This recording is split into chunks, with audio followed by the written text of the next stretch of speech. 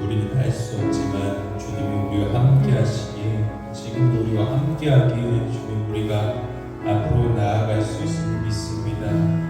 주님께서 우리와 함께 하실 때에 우리 일상 가운데 주님께서 우리에게 부으신 그 은혜를 잊지 않고 내가 더 주님께 나아갈 수 있게 주님, 우리의 마음을 더 붙잡아 주시옵소서. 모든 것 주님께 맡겨드리며 예수 그리스도의 이름으로 기도드렸습니다. 아멘. 자, 나아가겠습니다.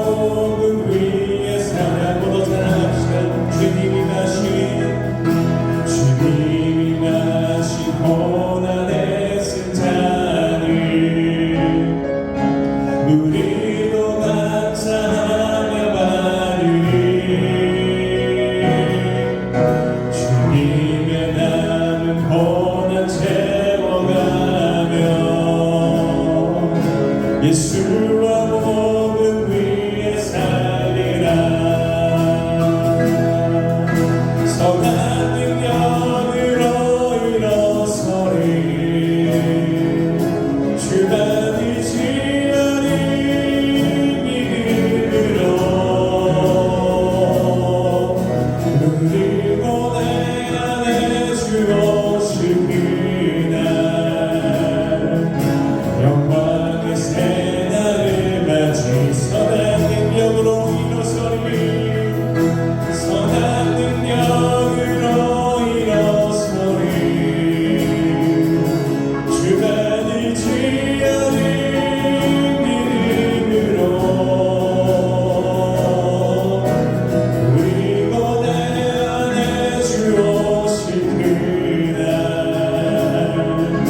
영광의 새날을 맞이하리 승리의 새날을 맞이하리 승리의 새날을 나를 마지막으로 영광의 새날을 맞이하리 영광의 새날을 맞이하리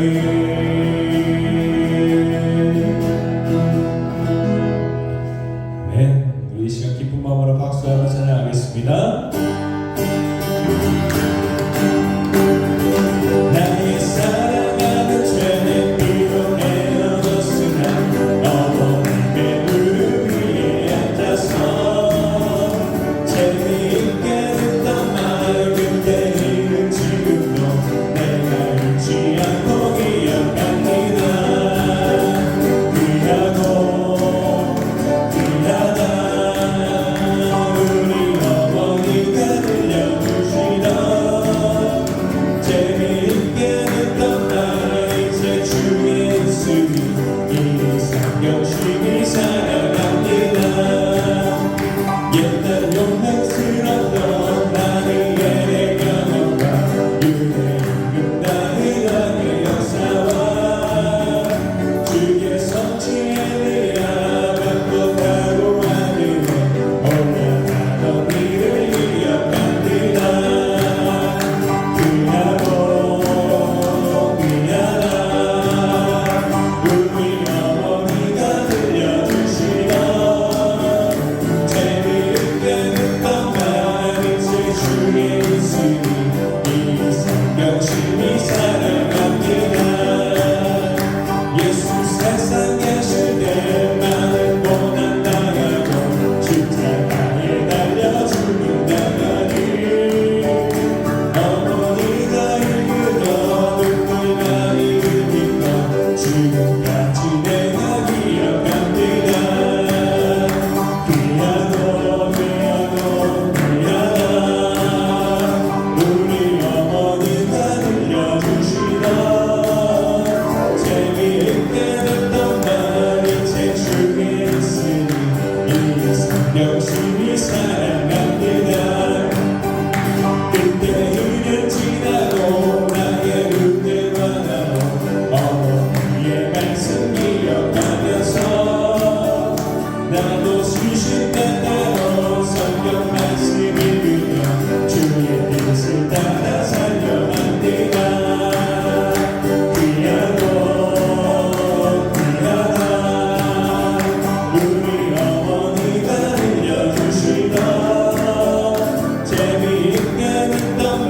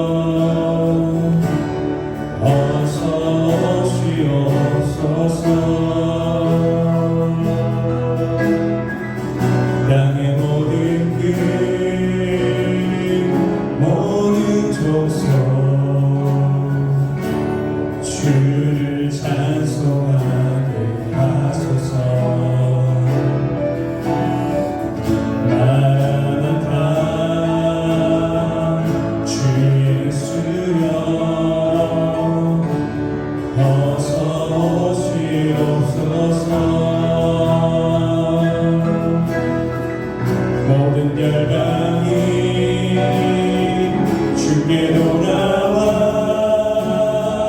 춤추며 경배하게 하소서. 우리 주님 다시 오실 길 만들자. 십자가를 들고 땅 끝까지 우린 가리라. 우리 주님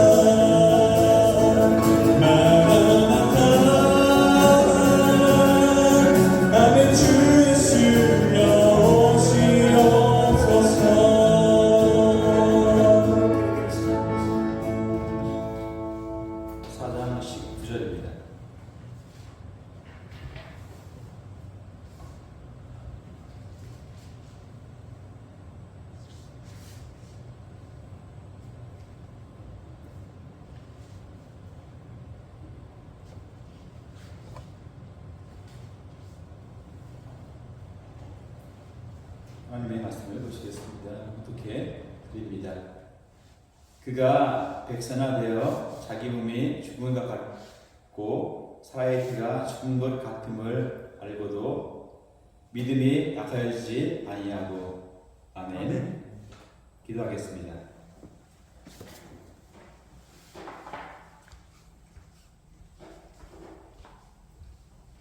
사랑의 하나님 감사합니다. 생명을 주시고 오늘도 예배로 인도하심을 진실로 감사를 드립니다.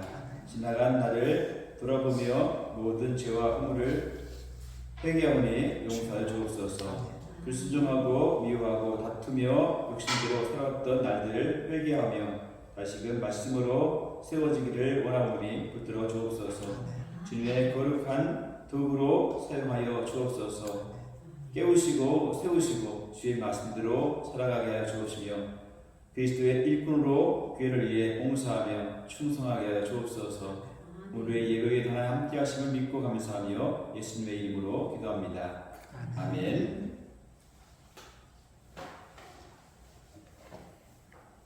할렐루야. 아멘.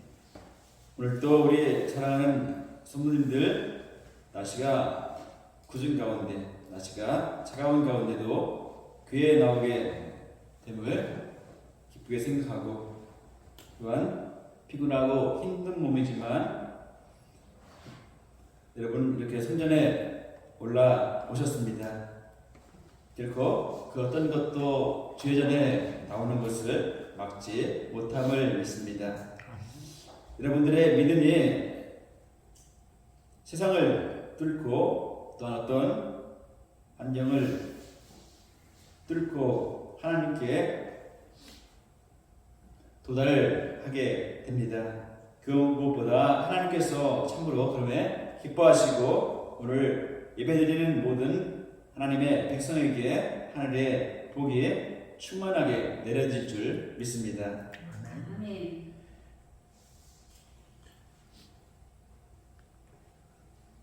오늘 말씀에 보면 그가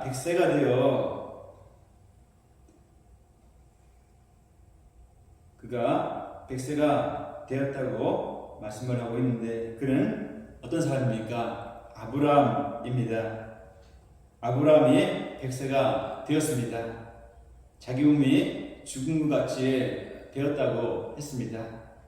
또한 죽은 것 같다고 하는 것은 아이를 더 이상 낳을 수 없게 되었다고 하는 말입니다. 사라는 누구입니까? 아브라함의 아내입니다. 아내는 나이가 90세가 되었습니다. 그래서 사라의 태가 죽은 것 같음을 알고도 믿음이 약하지 아니했다 했습니다. 더 이상 아이를 낳을 수 없는 태였습니다. 그럼에도 불구하고 믿음이 약해지지 아니하고 라고 말씀에 기록하고 있습니다. 아브라함이 나이가 100세가 되었으니까 아내는 90세가 되었고 이제 아이 낳는다는 것은 포기할 때가 되었습니다. 더 이상 아기를 낳을 수가 없기 때문입니다. 그런데 아브라함이 누구입니까? 믿음의 조상입니다. 이스라엘 민족의 조상이 바로 아브라함입니다. 이스라엘 민족이 일어나서 활동하는 데 있어서 첫 번째 사람입니다. 아브라함은 이스라엘 민족의 시작입니다. 그런 다음에 이제 이스라엘이 시작이 되었고 구약이 시작되고 그리고 구약의 끝이 오게 됩니다. 구약의 끝이 오는데 끝사람이 출생을 합니다. 그가 누구냐? 바로 세례 요한이 출생을 합니다. 성경에서 세례 요한을 표현하기를 구약의 마지막에 선지자라 이렇게 표현을 했습니다. 누가복음 1장 7절의 말씀을 보면 엘리사벳은 세례 요한의 어머님을 봅니다. 앞에서 소개한 것은 아브라함의 아내 사라입니다. 사라는 늙었고 이제는 아이를 낳을 수가 없게 되었고 그 다음에 이스라엘의 마지막 선지자 세례 요한을 낳은 어머니 엘리사벳이 있는데 엘리사벳도 마찬가지로 또한 잉태를 못함으로 그에게도 자식이 없었고 그의 남편은 사가랴였습니다. 사가랴와 엘리사벳의 나이는 모두가 다 늙고 나이가 많았습니다. 그러므로 이스라엘의 시작인 아브라함이 늙었고 그의 아내 사라도 태가 죽어 있었습니다. 결코 아이를 낳지 못했습니다. 그리고 이스라엘의 마지막 선자가 출생을 했는데 그 부모님이 또한 늙었습니다. 나이가 많았습니다. 세례요한의 어머니도 늙었고 잉태를 못합니다. 자식이 없었습니다. 아브라함과 마지막에 세례요한이 출생을 하는 데 있어서 늙어서 아이를 못 낳는 두 사람을 소개하게 됩니다. 그러므로 시작이 늙은 사람으로 시작을 하고 또한 마침이 늙은 사람으로 마칩니다. 시작이 아이를 낳을 수 없는 사람으로 시작이 되어서 마침도 아이를 낳을 수 없는 자로 마치게 됩니다. 늙은 사람으로 더 이상 아이를 낳을 수 없는 태가 죽어 있는 두 사람을 그러나 하나님은 쓰심을 말씀을 통해서 알 수가 있습니다. 이것은 사람의 본모습을 보여주는 것입니다. 사람은 어떤 모습일까? 사람의 본질은 무엇인가를 보여주는 것입니다. 이스라엘이 늙은 사람으로 시작을 하고 끝도 늙은 사람으로 마치게 되는데 늙은 사람이라고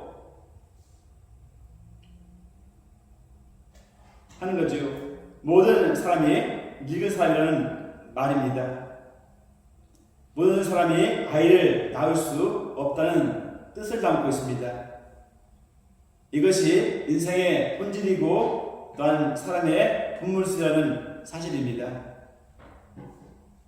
젊었을 때는 아이를 낳는 것은 사람의 능력으로 낳은 것이라고 생각하는데 결코 그렇지 못하고 그것이 아니고 하나님이 낳게 하셔서 낳는 거지 인간의 자력으로 자기의 힘으로 자식을 낳는 것이 결코 아닙니다. 지식과 실력으로 낳는 것이 결코 아닙니다.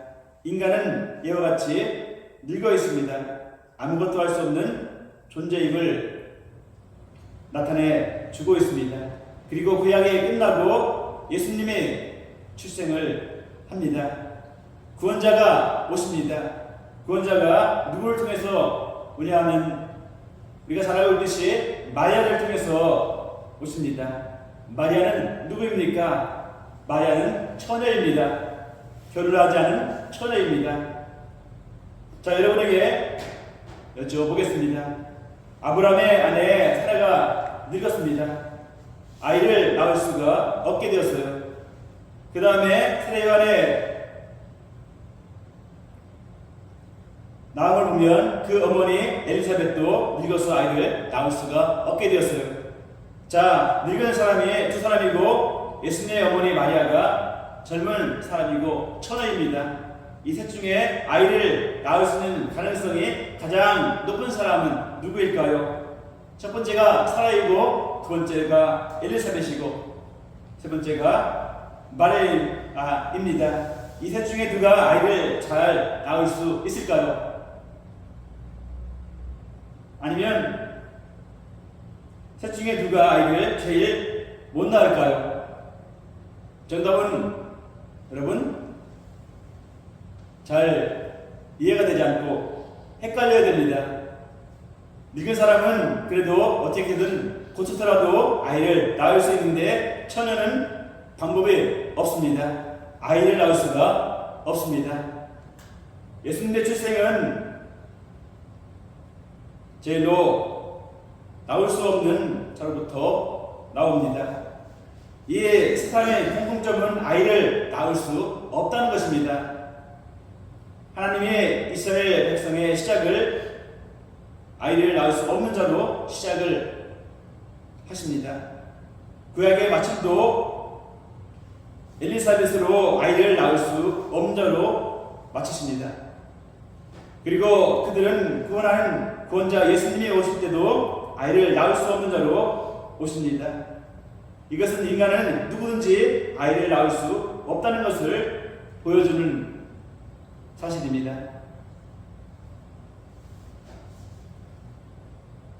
두 사람의 늙은 여인이 있는데 사라하고 엘리사벳의 늙은 모습이 이것이 우리의 본 모습일까 함에 있어서 의아해하는 사람들이 있을 것입니다.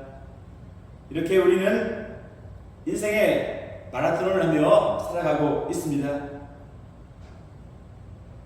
어머니의 태에서 응애하고 울며 태어나 그 다음에 소년의 시절을 거치고 청년의 시절을 거쳐서 열심히 마라톤을 하며 달리는 것입니다.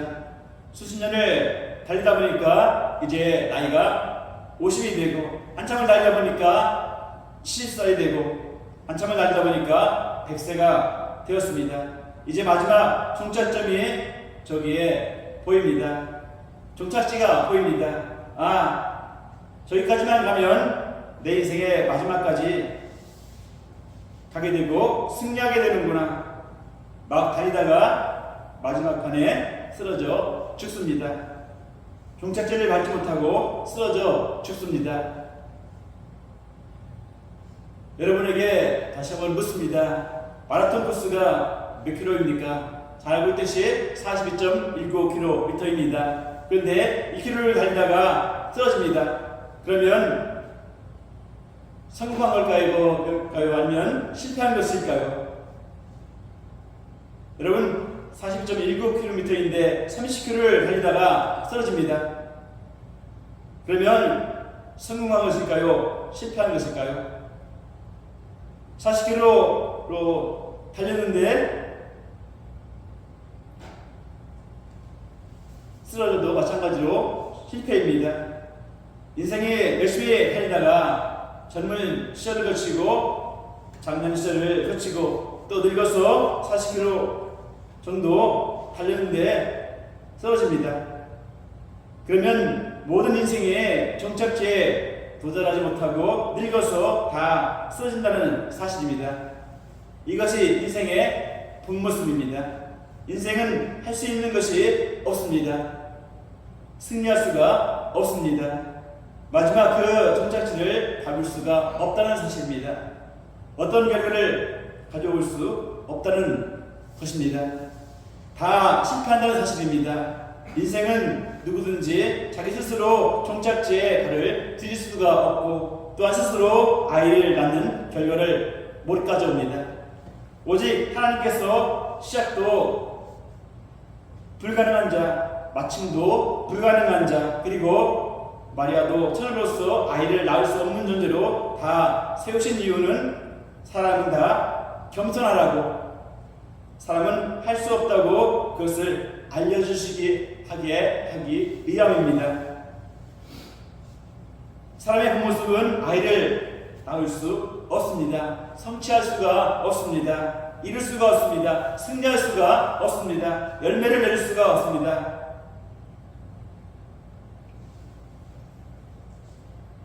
그러면서 우리에게 말씀하십니다. 겸손하라, 낮아져라, 엎드려라 말씀하고 계십니다. 무능한 자가 되라, 무지한 자가 되라, 빈손이 되거라, 솔직하라, 정직하라 말씀하고 있으십니다.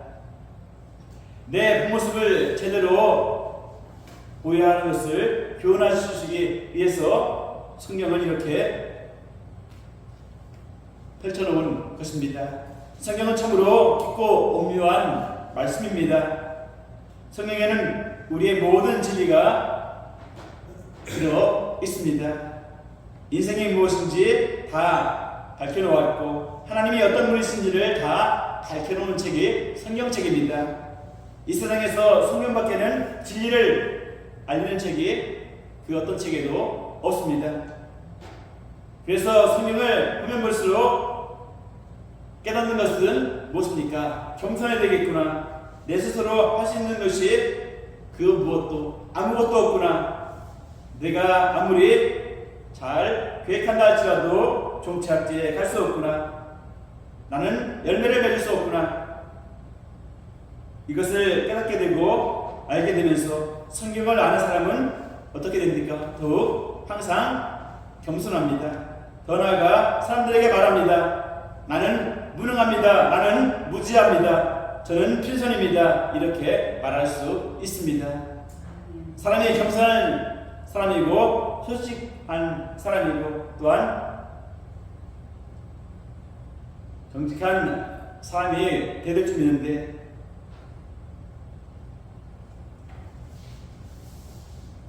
성경을 아는 사람만이, 성경을 깨닫는 사람만이 이렇게 겸손할 수 있고 정직할 수 있고 솔직할 수 있음을 믿습니다. 오직 성경을 아는 사람만이 정직에 도달할 수 있습니다. 근데 성경을 모르면 부정직합니다. 우리가 아이를 낳을 수 있는 것처럼 생각을 하게 됩니다. 우리가 내 힘으로 어떤 결과물을 얻을 수 있는 것이라고 이렇게 생각을 하게 되지요. 내가 열심히 노력하면 열매를 얻을 수 있을 것이라고 생각을 합니다. 그러나 다 그것은 사실이 아닙니다. 우리는 이렇게 고백을 해야 하겠습니다. 한번 따라해 보겠습니다. 나는 아이를 낳을 수 없습니다. 나는 아이를 낳을 수 없습니다. 다시 한번 힘있게 해보겠습니다. 나는 아이를 낳을 수 없습니다. 나는 아이를 낳을 수 없습니다. 네. 이 시간 우리 한번 다 같이 가슴에 손을 얹고 겸손하고 솔직하고 정직하게 하나님 앞에 말씀을 한번 드려보겠습니다. 하나님이 지금 이 시간 보고 계십니까? 하나님 앞에서 우리가 얼마나 우렁한지 고백하는 시간을 갖겠습니다. 말씀드렸듯이 한번 손을 얹고 고백합니다. 나는 아이를 낳을 수가 없습니다. 나는 아이를 낳을 수 없습니다. 나는 아이를 낳을 수가 없습니다. 나는 아이를 낳을 수 없습니다. 아멘. 여러분은 참으로 정직한 고백을 이 시간 하셨습니다. 하나님께서 여러분에게 이 시간에 참 너희는 정직하다, 너는 정직하다, 솔직하다, 너는 내 모습을 아는구나 칭찬하실 줄 믿습니다. 그런데 어떻게 된 일입니까? 아이를 낳을 수 없는 오늘 등장한 이 세 여인이 다 아이를 낳았다는 사실이 아닙니까? 한 명도 빠짐없이 다 아이를 낳았습니다. 이것이 어떻게 된 일입니까? 백세된 아브라함 이미 해가 죽은 그의 아내 사라가 아들을 낳았습니다. 또한 엘리사벳이 늙어서 더 이상 아이를 낳을 수 없는데 세례요한을 낳았습니다. 또한 처녀로서 아이를 낳을 수 없는 마리아가 예수 그리스도 구원자를 낳았습니다. 낳을 수 없는 자가, 불가능한 자가 아이를 낳았다는 것이 참으로 중요합니다. 그러면 어떤 방법으로 이렇게 세 여인이 아이를 낳을 수 없는데 아이를 낳게 되었는지 무척 궁금합니다. 그것은 첫째는 바로 하나님이 치유하는 방법으로 하십니다. 아무리 늙었다 할지라도 하나님이 치료하십니다. 아이를 낳을 수 없도록 되어 있어도, 태가 죽어 있어도 하나님이 치료하여 주십니다. 오직 하나님의 치료 방법으로 아이를 낳게 하신 줄 믿습니다. 하나님은 치료의 능력을 가지고 계신 분이 하나님이신 줄 믿습니다. 어떤 불가능한 것도 하나님은 분명 치료하십니다.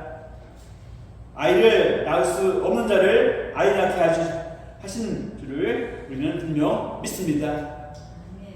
두 번째는 바로 기적의 방법입니다. 기적의 방법은 무엇입니까? 땅의 원리와 하늘의 원리 두 가지가 있습니다. 땅의 원리로는 이 사람들이 아이를 결코 낳을 수가 없습니다. 땅의 원리는 절대로 불가능한 일입니다. 그런데 하늘의 원리로 이 하늘의 원리를 기적이라 하는데 그 기적의 원리로만이 가능한 것입니다. 기적의 방법으로 아이를 낳게 하시는 것입니다. 치료하시고 하늘의 방법으로, 기적의 방법으로 아이를 낳게 하십니다. 세 번째 방법은 부활의 방법입니다. 부활의 방법은 무엇이냐? 바로 죽은 자를 살리는 방법입니다. 여러분, 죽은 자를 누가 살리겠습니까? 결코 그 누구도 죽은 자는 살릴 수 없습니다. 오직 생명의 권한을 가지고 계신 분만이 부활의 역사를 준다는 사실입니다. 생명의 권한을 갖고 계신 분, 그분은 오직 하나님 한 분뿐입니다. 그래서 생명을 넣으십니다. 생기를 불어 넣으십니다. 이것을 부활이라고 말하는 것입니다.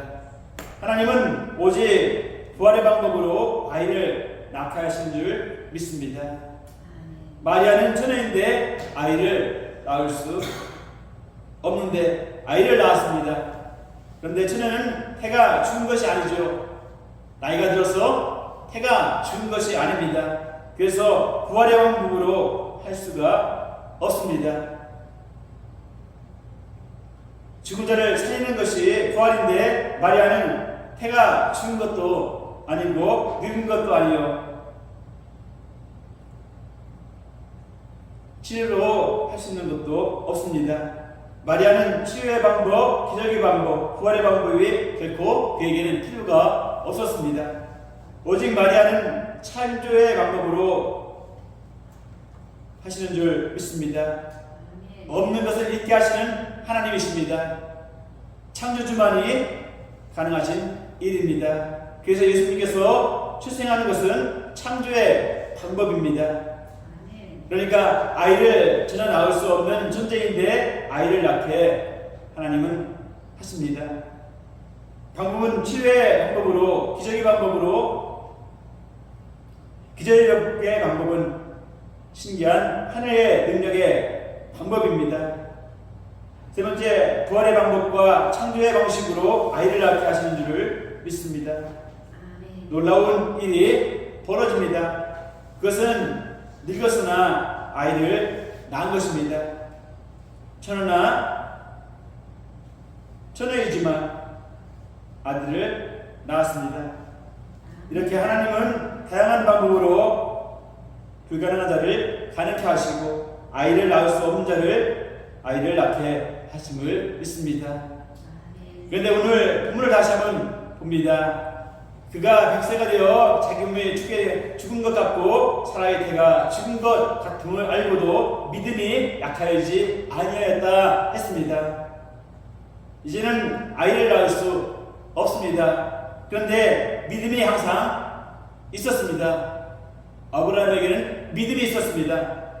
믿음이 있는 자에게 치료의 역사를 하나님은 허락하여 주시고 믿음 있는 자에게 기적과 부활을 허락하여 주시며 믿음 있는 자에게 창조를 주신다는 사실을 우리는 알아야겠습니다. 엘리사벳도 믿었습니다. 믿음으로 아들을 낳았습니다. 마리아도 처녀가 아이를 못 낳는데 하나님께서 아이를 줄 테니 그의 이름을 무엇이라? 예수라 하라 했습니다. 이 사실을 마리아는 믿었습니다.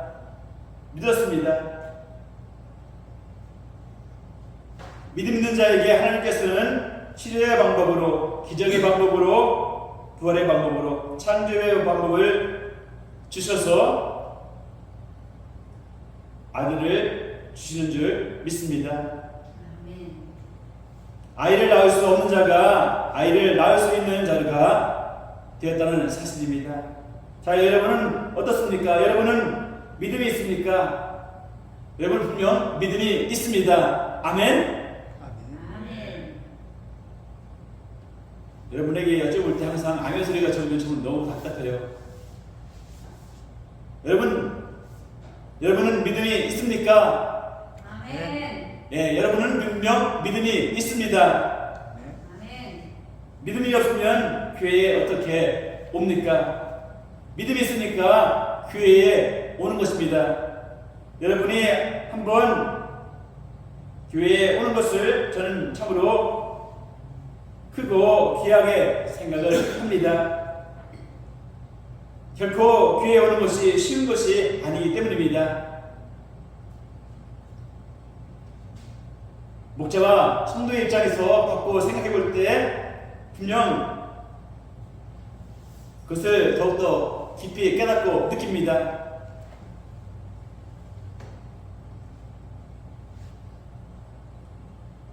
여러분, 결코 주일이라서 당연히 교회에 온 것이 아니라 힘써 온 것입니다. 여러분의 환경이 어떤지 저는 알 수 없지만, 여러분의 몸의 상태가 어떤지 알 수 없지만, 여러분은 힘써 오늘 이 자리에 하나님 앞에 예배하고자 온 것입니다. 아멘.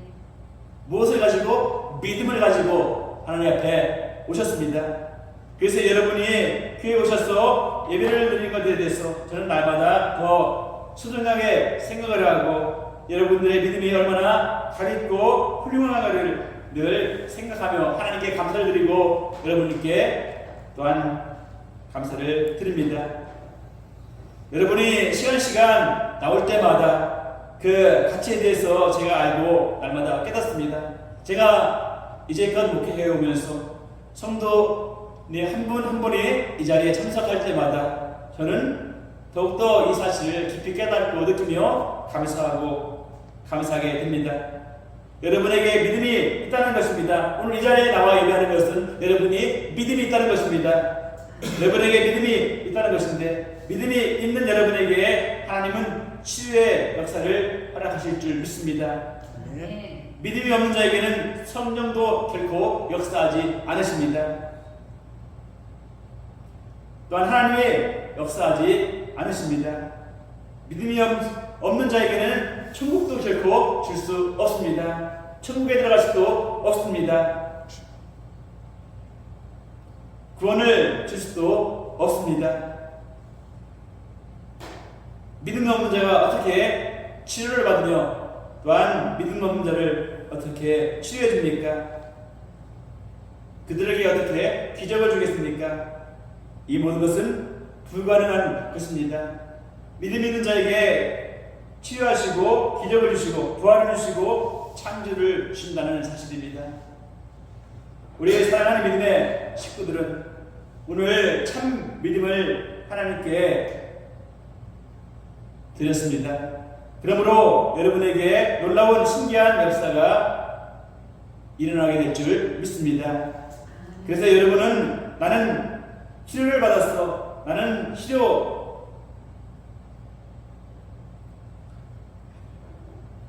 받을 수 있어.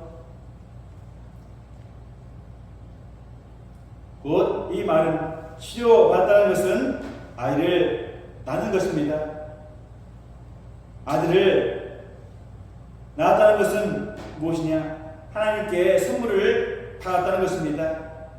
치료가 선물이니까요. 그것이 아들을 낳은 것입니다. 나는 치료를 받을 수 있어. 왜? 믿음이 있으니까. 믿음이 있으니까 치료를 받을 수 있어.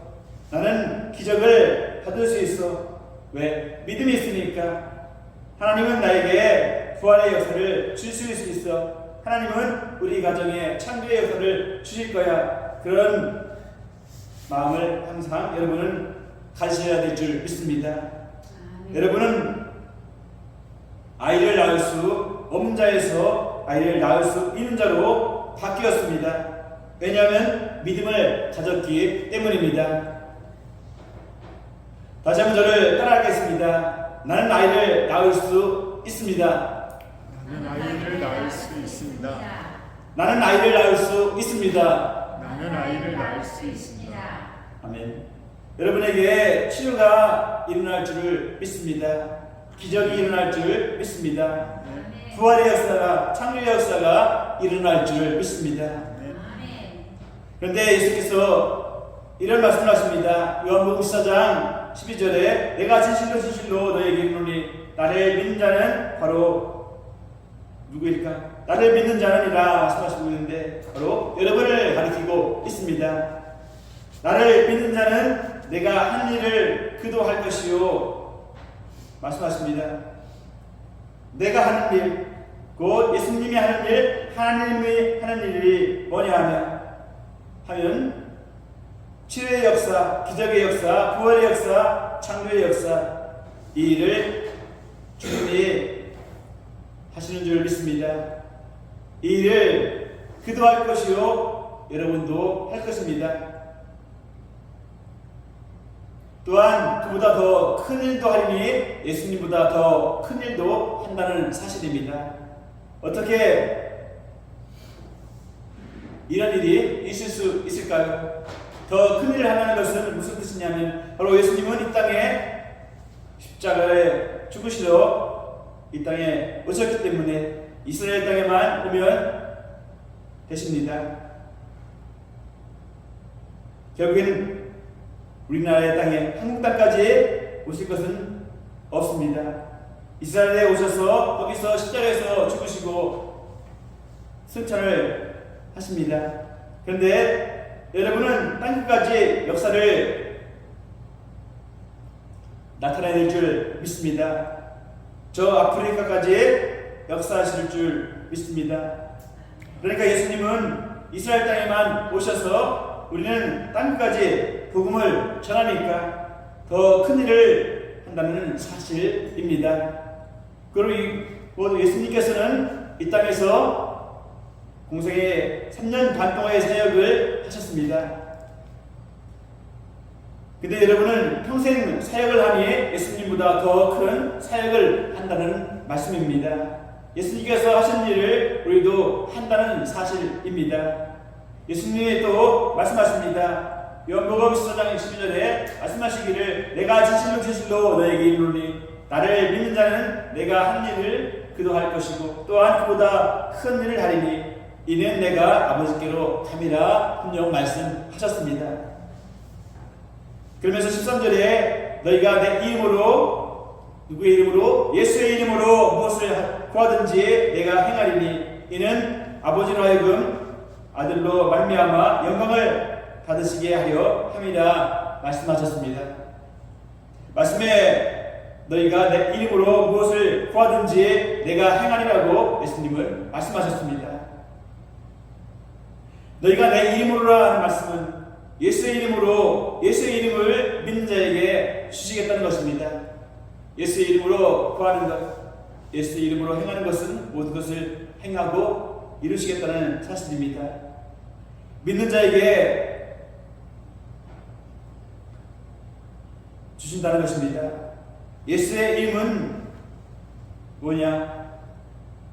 기적을 나타내는 이름이요, 치료의 이름이요, 부활을 주시는 이름이요, 창조의 이름입니다.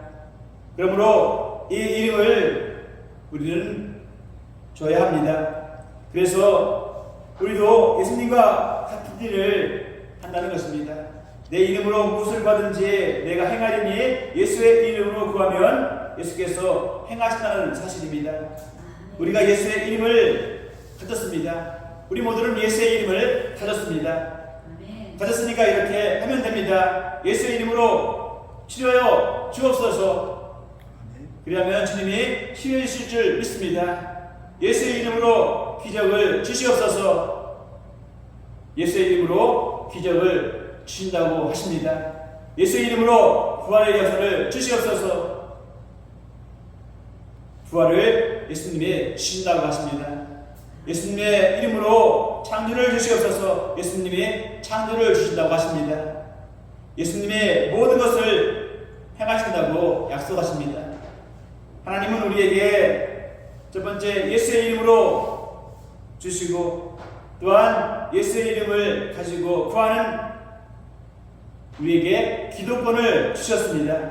그리고 내가 구하면 행하리니 라고 약속을 주셨습니다. 여러분 이 사실을 꼭 믿으시기 바랍니다. 우리에게 주신 것은 뭐냐면 예수의 이름 또한 기도권 그 다음에 약속입니다. 하나님 예수님은 우리에게 예수의 이름을 주셨고 기도의 권리를 주셨고 또한 약속을 하셨습니다. 이 세 가지를 줘서 예수님이 하신 것을 우리도 하게 하신다는 사실입니다. 그래서 여러분 여러분의 자녀들이 고통을 받거나 문제가 있다면 이제 여러분들이 예수의 이름으로 자녀들을 치료하면 됩니다. 아멘. 여러분 믿으십니까? 아멘.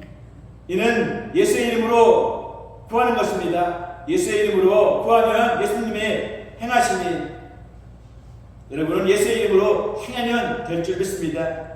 그래서 여러분의 자녀들도 주님이 하신 일을 하게 하시고 여러분의 아내와 남편도 또한 사역을 하게 하시고 문제를 해결 못하는 사람들에게도 다가가서 그들에게 열매를 맺도록 그들이 결과물을 가질 수 있도록 여러분이 할 수 있다는 사실입니다.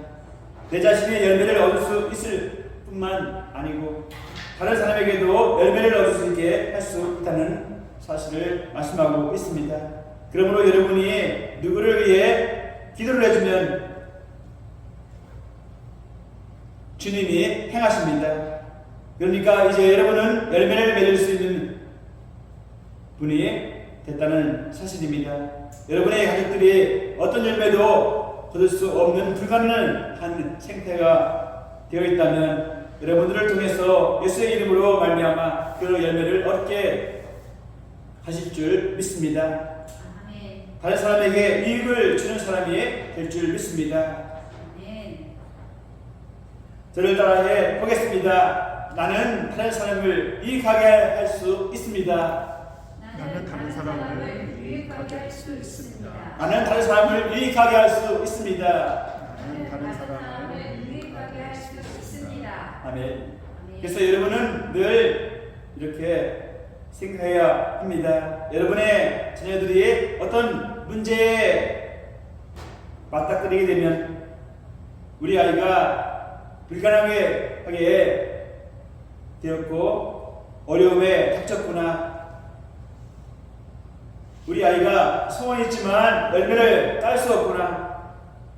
우리 아이가 저렇게 실망하지만 치료할 수 없구나. 내가 해줘야지. 이렇게 긍정적으로 생각을 하고 믿음으로 생각을 해야 합니다. 여러분 주님께서 말씀하시기를 나도 할 수 있게 하셨다고 했으니 그러나 내 능력으로 하는 것이 아니고 예수의 이름으로 하라고 말씀하셨습니까? 예수의 능력으로 하라고 하셨습니까? 여러분은 예수의 이름으로 예수의 능력으로 행하시기 바랍니다. 아멘. 그러면서 기도하시기 바랍니다. 예수의 이름으로 구합니다. 우리의 아들과 딸을 치료해 주옵소서. 열매를 맺게 해 주옵소서. 기적을 지었게 해 주옵시고 부활과 창조가 일어나게 해 주옵소서. 아멘. 기도하시기 바랍니다. 기도해 주시기 바랍니다. 그러므로 여러분을 통해서 여러분의 가족이 살아나고 이웃이 복을 받게 될 줄 믿습니다. 아멘. 다시 한번 따라 하시겠습니다. 나는 불가능을 가능하게 할 수 있습니다. 나는 불가능을 가능케 할 수 있습니다. 아멘. 아멘. 우리는 늘 세 가지를 항상 고백해야 될 줄 믿습니다. 나는 불가능을 가능케 할 수 있어. 나는 무능해. 내 힘으로 할 수 있는 것은 아무것도 없어. 나는 아이를 낳을 수 없습니다. 이렇게 고백해야 하겠습니다. 그러나 내가 믿사오니 믿는 자에게는 아이를 낳게 할 줄을 믿습니다. 제가 믿습니다. 나는 이 믿음이 우리에게는 항상 있어야겠습니다. 그러므로 내가 아이를 낳을 수 있는 줄을 믿습니다. 아멘. 이런 고백을 항상 하시고 나뿐만 아니라 내 가족도 불가능을 가능케 할 수 있고 내 이웃도 불가능을 가능케 할 줄 믿습니다. 아멘. 예수의 이름으로 구할 줄을 믿습니다. 주님이 행하실 줄을 믿습니다. 아멘. 이런 고백을 여러분은 항상 하시기 바랍니다. 아멘. 나는 불가능을 가능케 할 수 있다. 마지막으로 여러분 한번 고백해 보겠습니다. 나는 불가능을 가능케 할 수 있다. 나는 불가능을 가능케 할 수 있다. 아멘. 아멘. 여러분에게 믿음만 있다면 여러분 불가능을 가능케 할 수 있을 줄 믿습니다. 아멘. 기도하겠습니다.